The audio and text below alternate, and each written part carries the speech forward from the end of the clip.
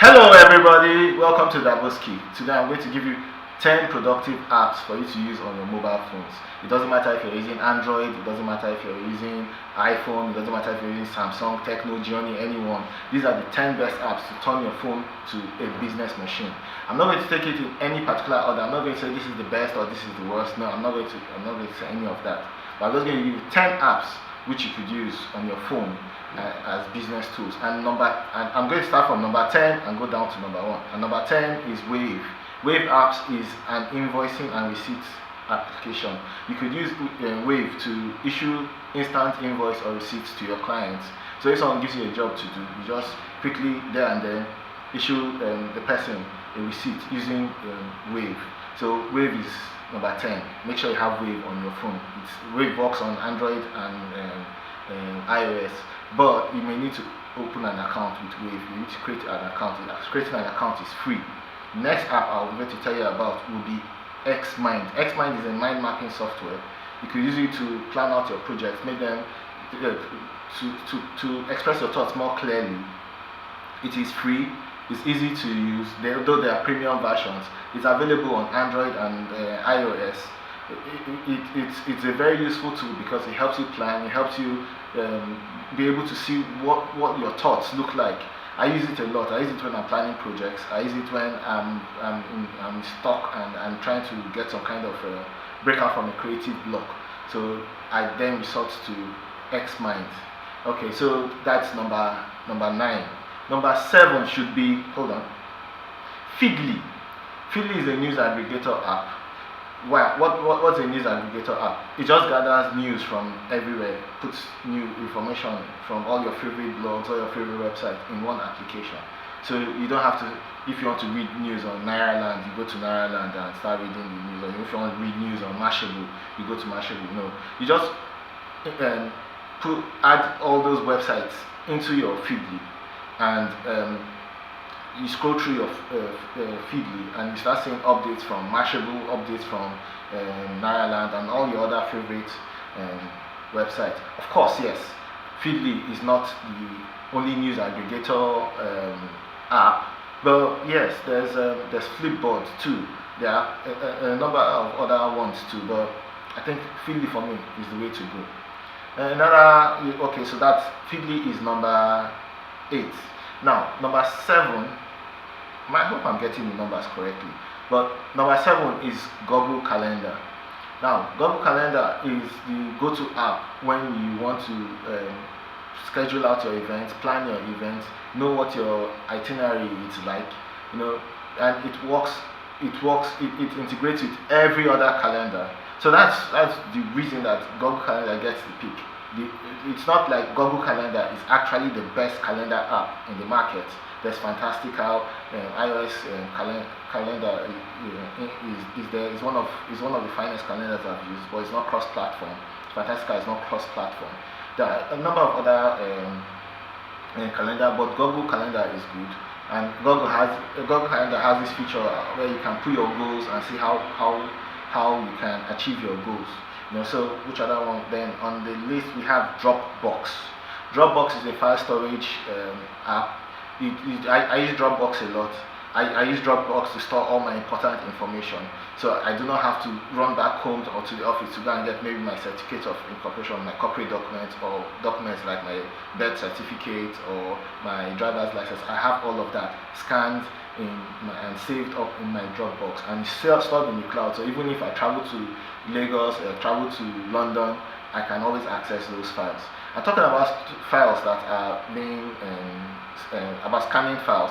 The next app on our list is Scannable. Scannable is the next app on our list because it helps. What Scannable does is to scan your documents so that you're not just taking your phone to take pictures of documents. Scannable scans it like as if it was actually scanned with a scanning machine, and which makes it look more authentic, makes it look more genuine. It doesn't just look like it was taking it a picture, taking it a camera phone. So Scannable is the go-to app, and it's free. It's cross-platform when you're talking about scanning documents with your phone camera. The next app on the list is Pinterest.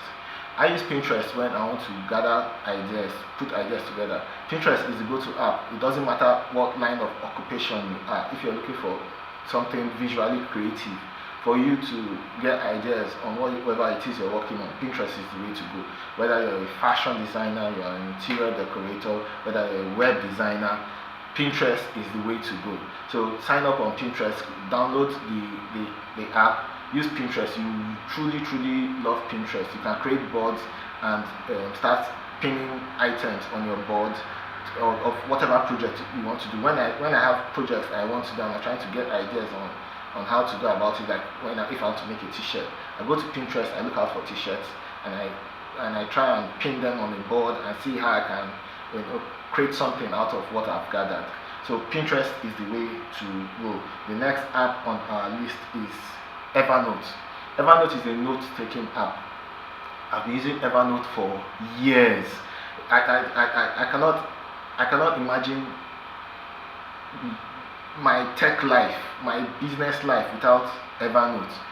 Sometimes there are times when I said no, I'm tired of Evernote, but I always keep running back to Evernote. Now, Evernote is not the only note-taking app. There are thousands and thousands of them out there. Like there's OneNote. There's OneNote by Microsoft. There's Bear Note. There's Simple Notes. There are different kinds of note-taking apps. But Evernote is the way to go. With Evernote, you can create checklists.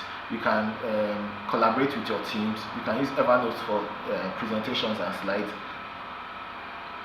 It is almost indispensable.